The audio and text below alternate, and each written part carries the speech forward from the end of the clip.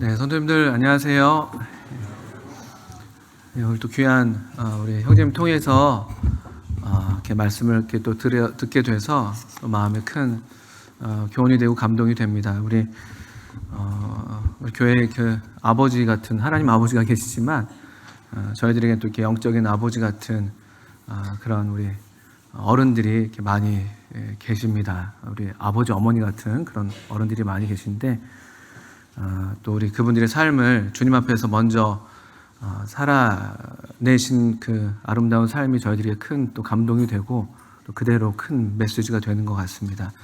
또 저희들도 또 어떻게 더 살아야 할지 여러 가지로 생각하게 되는 그런 시간인데 또 주님께서 어떻게 또 이 모든 일들 가운데 선하신 섭리로 또 우리에게 최선으로 또 인도하시고 또 우리의 삶을 계속 응원하실지 또 우리 함께 기도하는 마음으로 또 우리 남은 시간들을 같이 보내시면 좋겠습니다. 그 디모데 후서 말씀 좀 잠깐 보실까요? 그 우리 박형진 말씀 좀 듣고 또 뵈면서 여러분들도 여러 생각들을 하셨겠습니다만 디모데 후서 4장에 있는 말씀을 한번 보시죠. 디모데 후서 4장인데요. 우리 아시는 것처럼 우리 디모데 후서는 하나님의 사람 그 사도 바울이 그 생을 마감하기 직전에 그의 삶이 얼마 남지 않은 것을 알고 사랑하는 믿음의 아들 디모데에게 쓴 편지죠. 또 그렇게 생각해서 이 디모데후서를 읽으시면은 오늘 어쩌면 우리가 또 이렇게 직접 경험했던 것처럼 그런 앞선 하나님의 이 종이 또 다음 이 하나님의 이 교회 또 하나님의 일 하나님의 영광을 생각하면서 어떤 간절한 마음으로 이와 같은 편지를 쓰고 있는지 더 이렇게 실감나게 우리가 또 배울 수 있을 것 같습니다. 그 중에서 디모데후서가 제일 마지막 편지이면서도 또 4장은 그 마지막 편지 중에서도 가장 마지막 부분에 해당하는데 사도 바울은 이렇게 디모데에게 권하고 있습니다. 4장 5절부터 잠깐 보시면 그러나 너는 이 디모데를 가리키는 것이죠. 그러나 너는 모든 일에 신중하여 고난을 받으며 전도자의 일을 하며 너의 직무를 다하라. 여기 5절이 이제 그러나라는 이제 접속어로 시작을 하고 있는데 왜냐하면은 이 4장 3절에 보시면 때가 이른다 이렇게 예언을 하고 계세요. 이 때는 디모데후서 3장에서도 이 같은 때 마지막 때죠. 말세. 이 말세에 대해서 이 사도 바울 시대에도 그렇고 오늘날 우리 시대도 여전히 이 주님의 부활하시고 승천하신 이후로 지금까지 계속 이 마지막 때에 속해 있다고 우리가 이해할 수가 있습니다. 이 마지막 때 근데 특징이 3절에 보시면 어떤 특징이냐면 사람들이 바른 교훈을 받지 않아요. 그대로 읽겠습니다. 사람이 바른 교훈을 받지 아니하며 귀가 가려워서 자기의 사욕을 따를 스승을 많이 두고 또 그 귀를 진리에서 돌이켜 허탄한 이야기를 따르리라 이렇게 되어 있습니다. 그러니까 사람들이 진리의 말씀에 귀를 기울이지 않아요. 그리고 오히려 참 진리보다는 자기의 사욕을 따를 스승을 많이 둔다고 되어 있죠. 3절 끝부분에 보시면. 그러니까 다수, 어떤 대중, 또는 어떤 이 세상의 어떤 흐름, 풍조는 하나님의 진리에서 이제 뒤돌아가는 그런 시대라는 것이에요. 그리고 많은 사람들이 자기를 위한 스승들을 또 많이 두는 그런 시대입니다. 또 진리에서 돌이키고 그들은 그 스승들이 뭔가 자신에게 유익을 준다고 생각할지 모르겠지만 또 그것이 정말 참 진리라고 생각할지 모르겠지만 그러나 4절에서 보는 것처럼 사실 그것들은 다 허탄한 이야기라고 되어 있는 것이죠. 다 헛된 것들이라는 헛된 것. 그것이 정말 영원할 것처럼 보이고 참된 것처럼 보이고 또 많은 사람들이 그렇게 얘기하고 있고 따르고 있기 때문에 그것이 정말 옳은 길이라고 생각할지 모르지만 사실은 그것은 다 허탄한 이야기다라고 얘기하고 있는 것입니다. 그런 배경 속에서 5절에 우리가 읽은 대로 그러나라고 이제 얘기하고 있는 것이죠. 외로운 길이에요. 그러나 왜냐하면 많은 사람들이 다 진리에서 돌이키고 있으니까. 그런데 너는 여전히 그 많은 사람들이 어떠함과 상관없이 모든 일에 신중하게 이 어떤 올바른 사리 분별을 하면서 워낙 세상이 시끄럽고 분주하고 또 뭔가 화려해 보이고 또 우리의 어떤 정신을 혼미하게 하고 방탕하게 하는 그런 시대이기 때문에 오히려 이와 같은 시대에 이제 주시는 교훈이 우리가 받을 교훈인데 모든 일에 신중하라고 얘기하고 있습니다. 잘 정돈된 어떤 마음, 뭔가 참된 것을 분별할 수 있는 그런 건전한 정신 상태, 이런 것들을 의미할 수가 있겠습니다. 그리고 5절에서 또 보시는 것처럼 우리가 이 시대의 그리스도인으로 참 진리를 따르는 삶이 어떤 종류의 삶이라고 하면은 고난을 받으며라고 되어 있는 것이죠. 고난을 받을 수밖에 없어요. 기본적으로 이제 소수자의 삶을 살게 되는 것이니까요. 이 다수의 길과 다른 이와 같은 말씀은 사실은 예수님이 이 땅에 계실 때부터 늘 주셨던 말씀이죠. 좁은 문으로 들어가는 것입니다. 찾는 사람들이 적은 바로 그 길로 가는 것이죠. 좀 고된 길이고 고난의 길이에요. 좀 손해보는 길이고 좀 뭔가 좀 어리석어 보이는 그런 길일 수 있습니다. 그런데 사도 바울은 고난을 받으라고 아주 그냥 그냥 양보 없이 좀 말을 좀 이렇게 그래도 좀 마음을 살펴가면서 좀 이렇게 힘들지만 우리 힘냅시다 이런 게 아니에요. 그냥 고난을 받아라 이렇게 얘기하고 있습니다. 고난을 받으며 그리고 전도자의 일을 하며, 전도자라는 것은 우리가 일반적으로 복음 전도에 많이 사용하는 표현이긴 합니다만 그대로 그냥 하나님의 진리를 전파하는, 우리의 말로 우리의 삶으로 있는 그대로 우리가 배우고 확신한 바를 따라서 우리가 성령님을 통해서 또 앞선 하나님의 사람들을 통해서 또 성경을 통해서 배우고 확신한 바를 따라서 그대로 진리를 있는 그대로 섞지 않고 혼잡함이 없게 순전한 마음으로 어떤 이해관계를 생각하지 않고 그냥 말씀 그대로 진리 그대로 그 전도자의 일을 하라는 것이죠. 그것이 저와 여러분의 직무라고 이 4장 5절에 얘기하고 있습니다. 그런 다음에 사도 바울은 이렇게 자신의 삶을 이렇게 간략하게 요약하고 있는 것을 볼 수가 있습니다. 6절 이후에 보시면 전제와 같이 내가 벌써 부어지고 나의 떠날 시각이 가까웠도다. 나는 선한 싸움을 싸우고 나의 달려갈 길을 마치고 믿음을 지켰으니 이제후로는 나를 위하여 이 면류관이 예비되었으므로 주 곧 의로우신 재판장이 그날에 내게 주실 것이며 내게만 아니라 주의 나타나심을 사모하는 모든 자애교도니라 이렇게 간증을 하고 있습니다. 사도 바울은 자기의 이 마지막 때를 지금 알고 있는 것이죠. 6절 보신 것처럼 나의 떠날 시각이 가까웠다. 이 시대, 이 마지막 때에 대한 인식이 사도 바울에게 있었던 것과 동시에 사도 바울 자신의 삶에 대해서도 사도 바울은 자신의 삶의 마지막 때에 대한 인식이 또 여기 분명히 있는 것을 보게 됩니다. 이 때에 대한 인식이죠. 때에 대한 이해. 우리 삶이 거창하게 우리 시대가 어떤 시대인지도 물론이거니와 성경에서 말씀해 주시는 것을 따라서 그대로 우리가 바르게 알고 이해할 필요가 있고 또 우리 삶에 대해서도 내 삶이 어느쯤에 지나고 있는지 아는 것. 아마 우리 가운데 이제 좀 더 연로하신 성도님들은 더 이런 어떤 시간 감각이 더 좀 깨어 계시겠죠. 반면에 우리 좀 어리고 또 젊은 또 우리 학생들이나 어린 청년들은 반대로 이 시간에 대해서는 좀 더 좀 무뎌도 괜찮은 것 같은 그런 시기를 보내고 있을 수도 있겠습니다만 어떻든 하나님의 사람 사도 바울은 자신의 떠날 시각을 잘 이해하고 있습니다. 그리고 자기 삶이 어떻게 이제 마감되어야 할 것인지 또 이제까지 자기가 살아온 삶이 어떤 삶인지 돌아보면서 어떻게 또 마감될 것을 지금 마지막을 이제 준비하고 있는 것을 보게 되는데 7절 우리가 읽은 것처럼 사도 바울은 선한 싸움을 싸웠다. 선한 싸움을 싸웠다. 싸우는 싸움이에요, 싸움.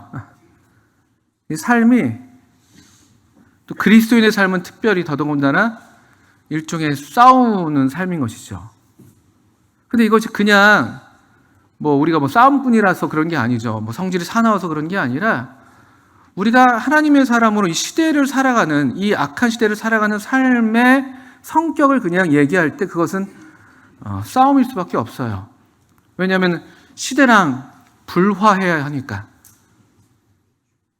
이 시대랑 같이 보조를 같이 하는 게 아니라, 이 시대가 흘러가는 그 방향에 함께 우리의 몸이 던져지는 게 아니라 그 시대의 흐름과 우리가 반대편을 서야 되니까. 또 우리 이 시대의 물결이 등 떠밀 때 우리는 오히려 반대를 향해서 나아가야 하니까, 이건 정반대의 삶을 사니까 그 성격이 그냥 그대로 싸움일 수밖에 없는 것이에요. 그런데 이러한 싸움은 정말 싸워야 될 싸움인 것이, 사도 바울도 그렇게 얘기하는 것처럼 선한 싸움입니다. 선한 싸움. 이 선의 기준은 우리의 기준이 아니에요. 선악과를 따먹은 이후로 우리가 선과 악의 어떤 기준치가 돼서 우리가 그렇게 삶을 살아온 게 죄인의 삶이라면, 참된 선, 유일한 선은 사실은 하나님 한 분밖에 안 계시죠. 하나님이 처음 창조하셨을 때 보시기에 심히 좋았더라 말씀하셨던 그것이 바로 선입니다. 바로 그런 종류의 삶을 향한 어떤 분투, 그런 삶을 살아내는 것, 그것이 그대로 사실 선한 것이에요. 하나님 앞에서 보기에 좋은 삶을 살려고 하는 그런 종류의 우리의 이 어떤 믿음의 경주. 이것은 선한 싸움이에요. 하나님이 보실 때 참 잘한다, 참 수고가 많다, 참 애썼다, 하나님이 인정하실 만한 그런 종류의 싸움을 사도 바울은 싸웠고, 또 그 삶이 그대로 우리에게 보여주는 것처럼 우리도 이런 싸움을 이제 싸우는 것이죠. 또 7절을 보시면 사도 바울은 나의 달려갈 길을 마치고, 이 달려갈 길, 뭐 좀 쉬운 말씀으로는 일종의 정해져 있는 어떤 코스죠, 코스. 버스가 있으면 버스가 달려야 될 그런 노선이 있고, 기차가 있으면 기차가 그 달려야 할 그 어떤 철로가 있는 것처럼 거기에서 벗어나면 안 되죠. 또 시작점이 있고, 또 종착점이 있고, 분명한 목적지가 있고, 분명한 출발지가 있는 그런 종류의 삶이라는 것이에요. 어떤 다른 종교들이 얘기하는 것처럼 우리가 믿는 이 신앙은 시작도 없고 끝도 없는 그런 것이 아니에요. 하나님으로부터 시작해서 하나님께로 돌아가는, 또 하나님께서 우리에게 기대하신 이 삶의 목적이 있고, 그것을 성령 안에서 발견하고 그 목적이 우리 자신이 헌신되는 그런 삶을 사는 것, 그게 우리의 달려갈 길이죠. 이 달려갈 길을 달려가지 못하도록 얼마나 많은 또 이 중력들이, 또 우리를 끌어당기는 인력들이 우리 주변에서 작용하는지, 마치 이 철도를 벗어나면 안 되는 그 기차가 탈선하면 큰일이 나는 것처럼 우리를 우리의 삶의 이 여정에서 이 빗나가게 하는, 또 디모데후서에는 그것을 이제 파선했다는 그런 표현을 쓰고 있는데요. 이 잘 항해해야 될 배가 완전히 뒤집어지는, 그 여정을 다 끝마치지도 못하고 그냥 그 배가 산산조각 나는 그런 일들도 있거든요. 근데 사도 바울이 참 감사하게도 나의 달려갈 길을 마쳤다. 이건 참 놀라운 간증이 아닐 수 없습니다. 피니시, 완주한 것이죠. 우리 딱 그 결승선의 그 라인에 들어선 것이에요. 마치 우리 주님께서 십자가에서 당신께서 이루셔야 될 일들을 다 이루었다라고 말씀하셨던 그런 고백과도 같은 고백입니다. 참 정말 온전한 삶을, 꽉 찬 삶을 이 사도 바울이 산 것을 보게 됩니다. 그리고 이 선한 싸움과 이 달려갈 길에 대한 온전한 이 완주, 이 경주를 완주한 것에 대해서 그 성격을 가리켜서 이 7절 후반부에 믿음을 지켰다, 이렇게 얘기하는 것이죠. 믿음을 지켰다. 이 선한 싸움, 우리의 달려갈 길을 결국 이 믿음, 우리의 믿음을 끝까지 지켜내는, 믿음에 있어서 타협하지 않는 그런 종류의 삶이라는 것이죠.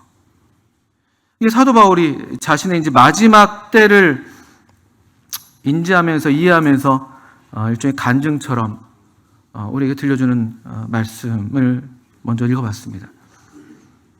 그 앞서 3장도 한번 보시면 믿음을 지킨다는 것, 이 선한 싸움, 이 달려갈 길, 이것이 어떤 종류의 또 삶인지 우리가 좀 더 알 수 있는 말씀이 3장에 있다고 볼 수가 있겠습니다. 물론 4장, 아까 3절, 4절에도 바로 이 요약한, 3장의 내용을 요약한 것으로 이해할 수가 있는데, 3장이 우리가 살아가는 이 삶, 우리 믿음의 삶을 사는 데 있어서 우리가 이 거쳐야 될 이 코스는 어떤 종류의 코스인지, 어떤 장애물이 있는지, 어떤 그 어려움이 우리로 이렇게 완주하지 못하게 하는지,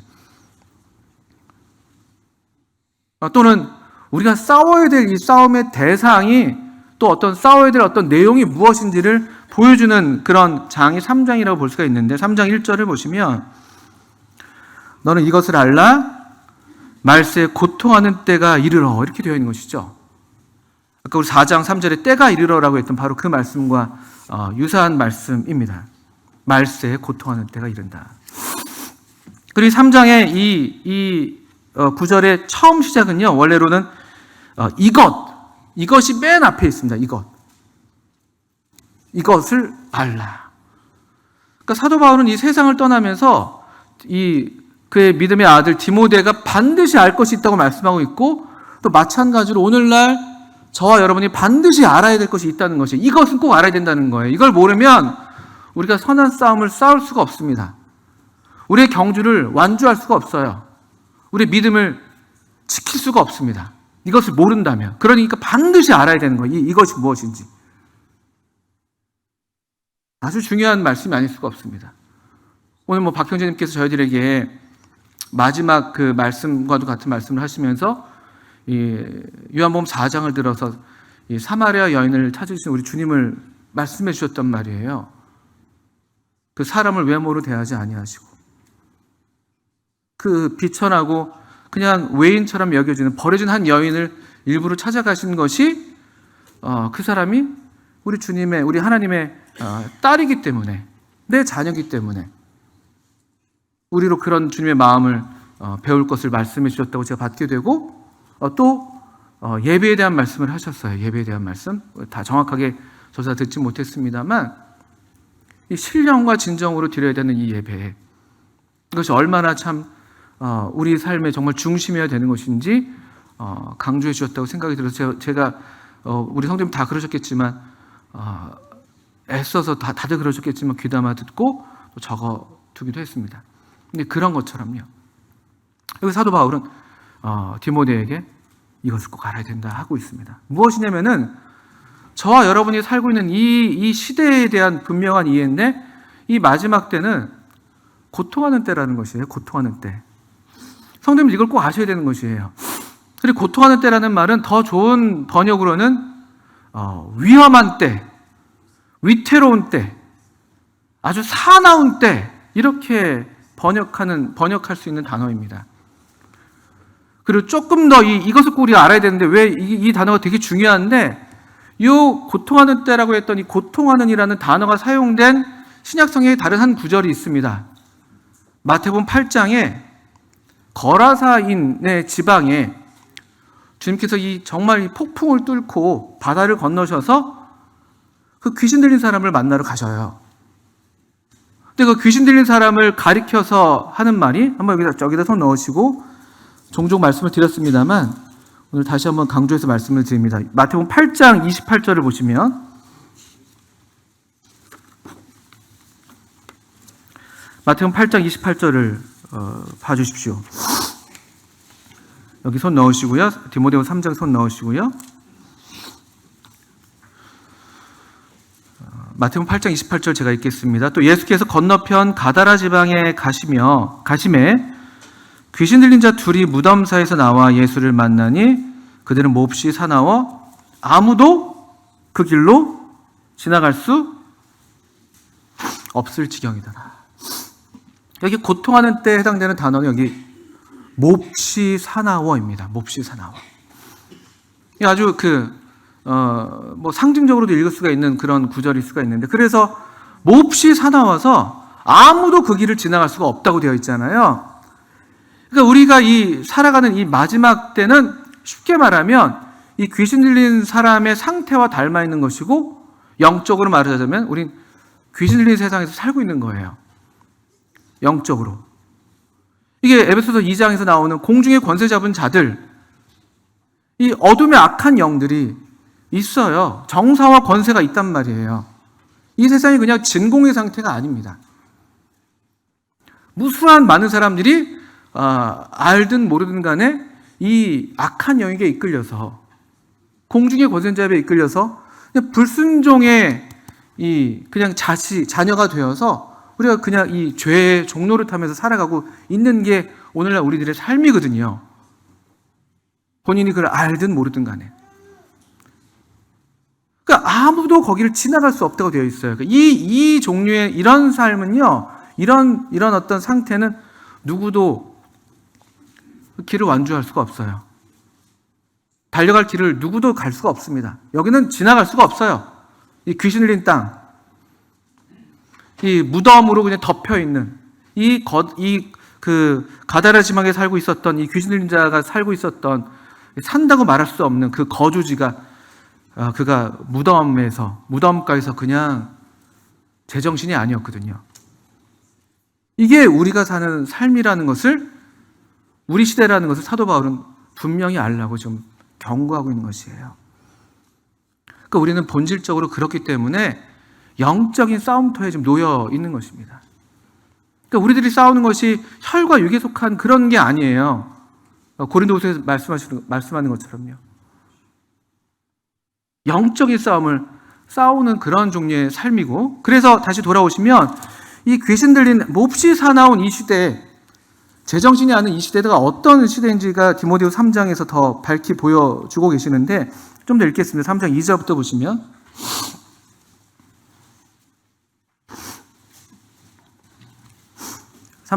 보시면, 디모데후서 3장 2절입니다. 이 마지막 때는 어떤 시대냐, 말세는 사람들이로 시작합니다. 사람이에요, 사람. 사람들의 사는 삶, 사람들. 그럼 사람들을 주의하셔야 되는 거예요. 우리가 물론 이 사람을 가리라는 말씀이 아니라 이 미혹을 받지 않도록. 많은 사람들이 미혹을 받거든요. 마태복음 24장에서 그 감람산 강화에서 주님께서 마지막 때에 대해서 말씀하실 때에도 그와 같은 경고를 하세요. 마지막 때에 주의해라. 속지 말아라. 많은 사람들이 내 이름으로 와서 많은 사람을 미혹한다. 마태복음 24장의 그 전반부에 나오는 그 경고의 말씀에서 많은이라는 단어가 몇 번이나 나오는지 모릅니다. 많은. 이 사람들을 주의하십시오. 많은 사람들이 그렇게 산다고 다 그게 올바른 삶이 아니라고 우리가 알고 있는데, 정말 그것을 제대로 알고 주의하라는 말씀을 지금 주시는 거예요. 사람들이 자기를 사랑하며, 돈을 사랑하며, 자랑하며, 교만하며, 비방하며, 부모를 거역하며, 감사하지 아니하며, 거룩하지 아니하며, 무정하며, 원통함을 풀지 아니하며, 모함하며, 절제하지 못하며, 사나우며, 선한 것을 좋아하지 아니하며, 배신하며, 조급하며, 자만하며, 쾌락을 사랑하기를 하나님 사랑하는 것보다 더하며, 경건의 모양은 있으나 경건의 능력은 부인하니 이 같은 자들에게서 네가 돌아서라. 이런 말씀을 주고 계십니다. 이 마지막 때의 사람들은 어떤 종류의 삶을 사는가, 또 이렇게 사는 삶은 그래서 사실은 귀신 들린 삶이라는 거예요. 좀 심하게 말씀드리면 잘 보셔야 됩니다. 이게 이 실체에 대한 어떤 이해인 것이죠. 어떤 종류의 삶이냐, 자기를 사랑하는 종류의 삶, 그거 지금 바른 삶이 아니에요. 제정신이 아니에요. 자기를 사랑하는. 근데 사람들이 그렇게 살아요. 돈을 사랑하는 삶, 그 제정신 아니에요. 우리가 알아야 된다는 말씀에 이게요, 지금요. 이게 경건의 모양 가운데 많은 사람들이 이렇게 살기 때문에 이 하나님의 교회 안에도 이게 슬며시 들어오는 거예요. 슬며시 들어옵니다. 우리의 신앙생활의 이유와 목적이 하나님이 아니라 자기 자신이 되는 것이죠. 내 유익이 나한테 유익되면 이것이 좋은 종교고 좋은 신앙이고, 내게 뭔가 손해가 되면 그것이 이제 더 이상 내가 함께 하지 않아야 될 기준이 거기에 있어요. 거기에 하나님의 뜻이 어떠하고 하나님의 영광이 어떠하고 이런 데 관심이 있는 게 아니라 내게 어떤 유익이 있고 어떤 도움이 되는가. 이게 우리 신앙생활에서도 슬며시 들어올 수 있단 말이에요. 자기를 사랑하는 거. 사도 바울이 왜 디모데한테 이런 말씀을 하겠어요? 하나님의 교회를 돌봐야 될 이 디모데가 알아야 된다는 거예요. 우리 교회를 찾는, 주님을 찾아오는 사람들의 필요에 민감하게 반응해야 되는 것도 사실이지만, 그러나 그것이 제 일은 아니에요. 자기를 사랑하는 것, 이거 제 정신 아닙니다. 이 귀신의 정신이에요. 돈을 사랑하는 것, 무슨 말이 더 필요할까요? 어떤 필요 이상으로, 또는 돈의 어떤 능력을 더 의지하는, 돈이 우리들의 이 하나님이 되어서 하나님보다 돈을 더 의지하고 돈을 더 신뢰하는 그런 정신, 그런 태도, 그건 믿음이 아니에요. 그거는 제정신이 아닌 거예요. 우리 하나님의 사람들의 입장에서는요. 그러니까 이렇게 또 이런 사람들 어떻게 나타납니까? 자랑하며, 교만하며, 비방하며. 자기가 으뜸이고 어떤 자기가 소유하고 있는 돈이 자기 어떤 가치를 입증하는 어떤 종류의 사람이라면 얼마나 그 사람의 모양이 이렇게 나타나겠습니까? 자랑하고 교만하고, 그러니까 비방한다로 남을 깔보는 거예요.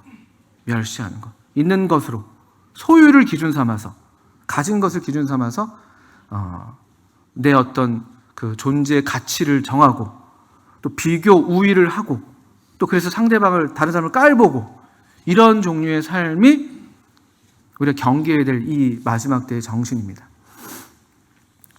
그 다음 또 보시면, 부모를 거역하며 감사하지 아니하며 거룩하지 아니하며 무정하며 원통함을 풀지 아니하며. 부모를 거역하는 거, 이게 가벼운 것이 아니에요. 우리 특별히 학생들 여기 앉아 있는데, 저도 아빠라서 하는 말씀이 아니에요. 하나님 말씀이 그렇습니다. 부모를 거역하는 건 제정신 아니에요. 그리고 내가 모르는 중에 내가 귀신에게, 이 악한 영에게 내 자신을 내어주는 그런 순종의 행위가 되는 거예요. 죄에 대한 순종. 부모를 거역하면. 이게 사실 아주 기본적인 어떤 사람의 도리잖아요. 사실은요. 그냥 문자적으로 부모를 거역하면 우리가 교훈받지만 사람의 기본 도리에서 벗어나는 거예요. 감사하지도 않아요.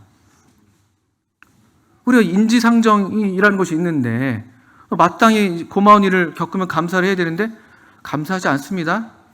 이거 경계해야 될 것이에요. 그러니까 거꾸로 하시면 되는 거예요. 부모에게 순종하고 감사하고, 부모에게 물론이거니와 서로에게 그렇고, 인사하는 것, 교회에서 이거 조금 더 넓게 말씀드리면 감사합니다 하는 것도 그렇고, 서로 만나면 인사하시는 것도 그렇고, 또 거룩하지 아니하며, 경건하지 아니하며로 이해할 수 있는 말씀이에요. 경건하지 아니하며, 하나님을 닮지 않은 거예요. 그 성품에 있어서, 그 하는 삶에 있어서. 또 3절 보시면 무정하며로 번역되어 있는데, 이게 이제 정이 없는 것이잖아요. 한자로 그대로 낱말풀이를 하면. 근데 이게 우리 아까도 말씀드린 우리 인간 본성에 사람이라면 가져야 될 어떤 그런 인정이라는 것이 있잖아요. 기본적으로 불쌍한 사람을 보면은 불쌍히 여길 줄 알고, 또 부모가 자식에게 갖는 어떤 그런 모성애, 또 부성애가 그럴 수도 있고, 또 사람이 기본적으로 갖는 그런 애정이 있는데, 그런 애정이 점점 사라지는 거예요. 부모 자식 간에도 그렇고, 기본적인 인간관계에서도 그렇고. 사랑하기가 힘든 시대예요. 그래서 사랑을 다 경계하고 막. 우리 그리스도인들이 이상한 사람을 취급받는 거잖아요. 여러분 엘리베이터에서 인사하십니까? 인사하면 인사를 잘 받으시는 분들도 계시고, 어떤 분들은 이렇게 화들짝 놀라는 분들도 계시고, 그리고 옛날에 우리 어른들 그냥 모르는 사람들 만나셔도 그냥 막 사탕 주시고 먹을 것도 막 주셨잖아요. 애들 예쁘다고 하시면서. 요즘 어떻게 그 자녀들한테 가르쳐야 되는지 아시잖아요. 모르는 사람이 주면 절대 먹지도 말고 만지지도 말고 뭐 그런 거잖아요. 이 어떤 인정이 없어요. 인정이. 그리고 아주 마음이 차가운 거예요. 냉랭하고 따뜻한 마음도 없고 동정하는 마음도 없고 아주 차갑게 원통함을 풀지 않습니다. 원통함을 풀지 않는다는 것, 태도에 있어서 타협하지 않는 거예요. 이 좋은 의미에서, 그러니까 좋은 의미에서 타협을 하지 않는다는 것이에요. 그냥 너무 반항적이어서 협상의 여지가 없는 그런 마음의 태도. 이게 원통함을 풀지 않는 거예요. 어떤 우리 일들이 있을 수 있잖아요. 이런저런 어려운 일이 생기면 그걸 해결해야 되잖아요. 가족 간에도 그렇고 성도 간에도 그렇고 또 사회생활하면서도 어떤 인간관계에서 어떤 뭔가 묶인 게 있으면 그걸 같이 풀려고 노력해야 되잖아요. 근데 그런 태도가 없는 그런 정신을 얘기하는 거예요. 난 됐어. 필요 없어. 그런 태도예요. 그런 태도. 이런 게 다 올바른 정신이 아닌 것이에요. 이 고통하는 때, 이 귀신의 어떤 정신 상태가 이런 것이에요. 아주 마음이 완고한 거예요. 전혀 여지가 없어요. 그냥. 그래서 사실 그 근본에 있어서는 나는 괜찮다는 거죠. 나는 문제 없다는 거고 나는 잘못 없다는 거죠. 이런 태도들. 또 사나우며 모함한다는 말은 말 그대로 그냥 이건 되게 흥미로운 단어인데 마귀란 뜻이 그냥 마귀, 디아블로. 우리 청년들 아십니까? 디아블로라는 이름의 온라인 게임이 있었습니다. 온라인 게임. 안 좋은 게임, 이름부터 안 좋은 게임이잖아요. 마귀입니다. 마귀. 모함한다는 거 그냥 그대로 마귀예요. 마귀. 험담하는 거, 고소하는 거, 참소하는 거. 다 일일이 말씀을 드릴 수가 없습니다. 근데 이런 특징들 하나하나를 우리가 공부해 볼 필요가 있습니다. 나는 잘 살고 있다고 생각하는 어떤 내 삶의 태도가 어쩌면 나도 모르는 사이에 이 마지막 때에 고통하는 때에 이 정신에 지배되는 그런 어떤 종류의 삶을 살고 있을 수 있다는 것이에요. 그러니까 이걸 우리가 알고 여기에 대항하는 삶을 살아야 된다는 것이에요. 이게 영적인 싸움이 되는 것이고 사도 바울이 살아온 삶인 거예요. 그래서 그리고 이 근본에 있어서 우리 3장 2절부터 5절 읽었는데 여기 다 아시는 것처럼 여기서 사랑이라는 단어가 4번 나오는 것이에요. 자기를 사랑하고 돈을 사랑하고 쾌락을 사랑하기를 하나님 사랑하는 것보다 더하고 우리말로 4번이 나오고 또 특별히 3절 후반부에 한 번 더 나온다고 볼 수가 있는데 선한 것을 좋아하지 아니하며 여기도 사랑이라는 단어가 들어가 있습니다. 여기 이 문제는 마지막 때의 문제는 제정신이 아닌 이 정신 상태의 특징은 뭐냐면요. 잘못 사랑하는 거예요. 잘못 사랑하는 거. 사랑은 하는데 언제고 우리가 배운 것처럼 사랑이 제일 큰 문제입니다. 사랑이. 사람은 그리고 사랑하도록 되어 있어요. 우리 하나님의 형상대로 지음 받았기 때문에. 근데 문제는 누구를 사랑하냐, 무엇을 사랑하냐, 또는 뭐 언제 사랑하냐 이런 것이 문제지 사랑 자체가 문제는 아닌데 여기 이 마지막 때 이 귀신의 정신에 이 귀신이 하는 가장 큰 일은 뭐냐면 결국 사랑의 순서를 바꿔놓는 거예요. 하나님을 제일 먼저 사랑하면 그게 우리 성경의 가르침이잖아요. 제일 크고 첫째 되는 계명이 무엇입니까? 너의 마음과 힘과 뜻을 다해서 주 너의 하나님을 사랑해라. 하나님을 제일 먼저 사랑하면 아무 문제 없습니다. 문제가 있어도 하나님을 제일 먼저 사랑하기 때문에 하나님의 방식대로 우리가 문제를 해결해 나갈 수가 있어요. 근데 이게 뒤엉켜버리면 여기처럼 자기를 사랑하는 게 제일 먼저 나와버리면요. 모든 게 문제예요. 모든 게 문제가 됩니다. 그 사랑 자체가 문제가 돼버려요. 그냥 자기를 사랑하는 사랑은 그 자체가 문제가 되고 그래서 그것이 나도 파괴하게 되고 또 우리 주변의 사람들마저도 이거 다 파괴하게 하는 이 사단이 귀신이 그렇게 하는 것처럼요. 어떻게 우리가 이런 마지막 때에서 사도 바울처럼 어떻게 우리가 달려갈 길을 잘 달리고 또 선한 싸움을 잘 싸우고 믿음을 지킬 수가 있는가라고 할 땐 3장 14절 말씀 이후로 한 구절 보고 맞춰야 될 것 같습니다. 그러나 너는 배우고 확신한 일에 거하라. 너는 네가 누구에게서 배운 것을 알며 또 어려서부터 성경을 알았나니 성경은 능히 너로 하여금 그리스도 예수 안에 있는 믿음으로 말미암아 구원에 이르는 지혜가 있게 하느니라. 모든 성경은 하나님의 감동으로 된 것으로 교훈과 책망과 바르게 함과 의로 교육하기에 유익하니 이는 하나님의 사람으로 온전하게 하며 모든 선한 일을 행할 능력을 갖추게 하려 함이라. 이 시대가 악한 영의 시대이기 때문에 이 시대에서 우리가 우리의 믿음의 길을 잘 달리고 선한 싸움을 잘 싸울 수 있으려면요, 악한 영을 따르는, 우리의 육신의 소욕대로 따르는 그런 삶이 아니라 성령을 따르는 삶을 살아야 한다는 것을 이 디모데후서 3장에서는 이렇게 표현한 것으로 이해가 됩니다. 무엇이냐면 성령을 따르는 삶, 성령을 조차 행하라. 그리하면 육체의 소욕을 이루지 않는다고 말씀하셨던 로마서 8장 같은 그런 말씀을 어떻게 실제로 우리가 그것을 적용할 수 있는가라고 할 땐 바로 하나님의 감동, 이 성령님이죠, 성령. 오늘날 성령님이 어떻게 역사합니까? 우리가 어떻게 오늘날 성령을 따라 행할 수가 있습니까? 성경입니다, 성경. 배우고 확신한 일. 어려서부터 알고 배우고 확신한 이 성경을 따라서 사는 삶만이, 그래야지만이 우리가 이 마지막 때에 사도 바울 같은 그런 아름다운 하나님의 사람으로서의 삶을 살 수가 있다고 말씀드릴 수 있습니다. 흥미로운 게 아까 그 가다라 지방, 거라사인의 지방에서 귀들렸던 사람을 주님이 찾아가신 다음에 그에게 그 들렸던 군대 귀신을 내어 쫓았죠. 그런 다음에 그 사람의 어떤 모양에 대한 묘사를 보니까 이렇게 묘사가 되어 있습니다. 복음서 세 군데에서 특별히 이제 그 마가복음이나 누가복음에서 이렇게 되어 있습니다. 그가 정신이 온전하여 예수의 발치에 앉았더라. 누가복음 8장에 아마 이렇게 기록되어 있을 겁니다.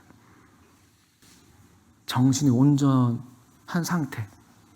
이 마지막 때 귀신 들린 상태가 아니라, 제정신이 아닌 상태가 아니라 우리가 온전한 정신으로 정말 하나님의 사람으로 정말 살 수 있는 그 비결, 그 자리가 어딘가?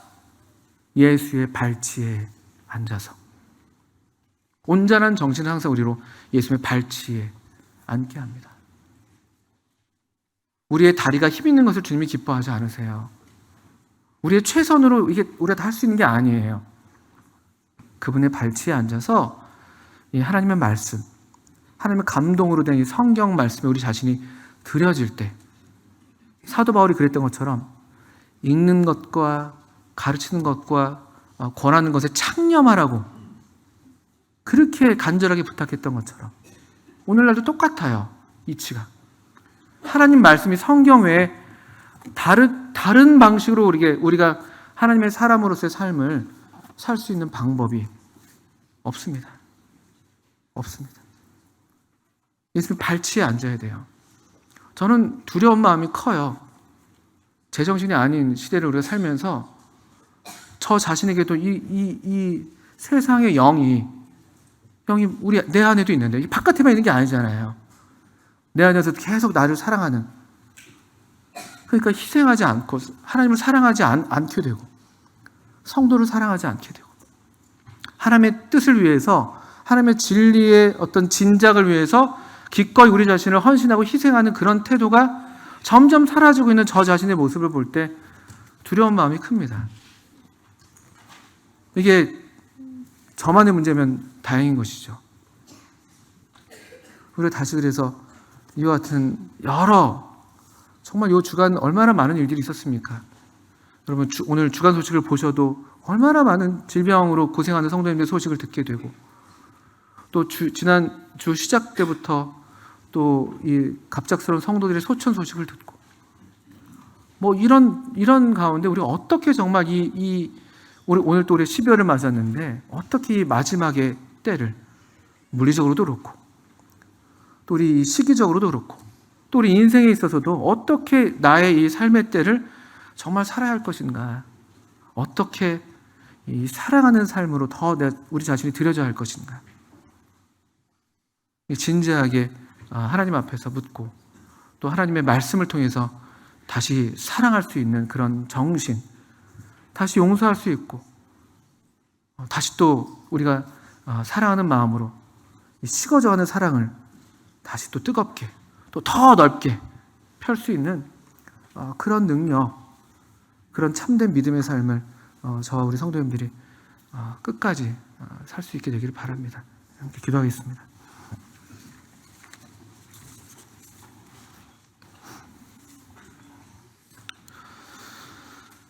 아버지 하나님, 저희들이 살아가는 이 날들이 참으로 위태롭고 또 사나운 날들이 온데 하나님의 은혜가 아니고서는 우리가 이와 같은 날들을 이겨낼 수도 없고 또 살아갈 수도 없는 것을 고백합니다. 주님, 우리로 하나님의 은혜 가운데 강건하게 해주시고 또 하나님의 사랑 안에서 계속 머물게 하셔서 우리로 이 끝까지 사랑하는 삶을, 하나님을 사랑하고 하나님의 진리에 우리 자신을 드리고 또 교회와 성도들을 또 사람들을 사랑하는 이 삶을 끝까지 살아갈 수 있도록 주님 우리를 도우시고 힘주시기를 기도합니다. 또 우리 귀한 믿음의 이 선배들을 허락해 주신 것을 참 감사드렸고 저희로 계속 이 목자들의 발자취를 따라서 참 주님께서 우리를 인도하시는 곳으로 계속 나아갈 수 있게 해주시기를 기도합니다. 예수님의 이름으로 하나님 아버지께 기도합니다. 아멘. 네, 감사합니다.